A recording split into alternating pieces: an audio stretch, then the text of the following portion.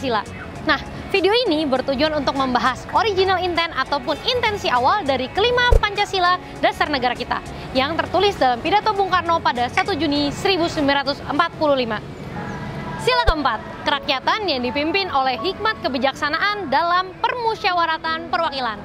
Bung Karno memahami bahwa negara kita Indonesia ini adalah satu negara yang bukan milik satu orang ataupun satu kelompok semata, melainkan negara kita adalah semua buat semua. Atau bisa juga disebut negara kita adalah semua buat satu dan satu untuk semua. Nah, di sini prinsip kerakyatan dan prinsip demokrasi ditekankan.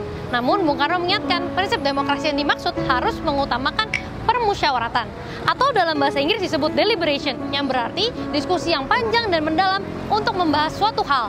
Tujuannya untuk mencapai mufakat. Mungkin anak sekarang lebih mengerti dengan istilah konsensus.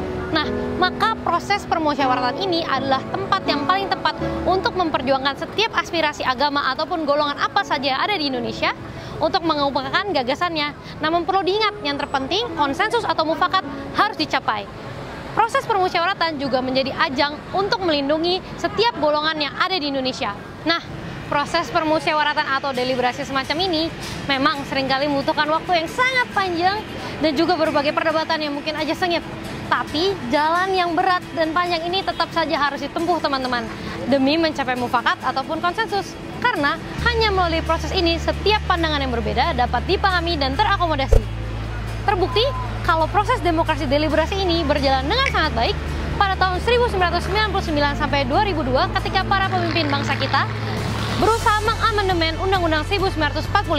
Dari 200 pokok yang akan diamandemen, semuanya dilakukan melalui proses permusyawaratan mufakat dan hanya satu saja yang melalui jalur voting.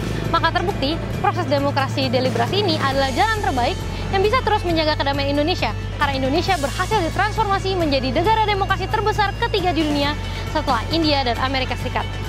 Nah, teman-teman, maka ada baiknya budaya permusyawaratan mufakat ini terus kita jaga dalam mencapai setiap konsensus ataupun keputusan yang ada di tengah masyarakat kita.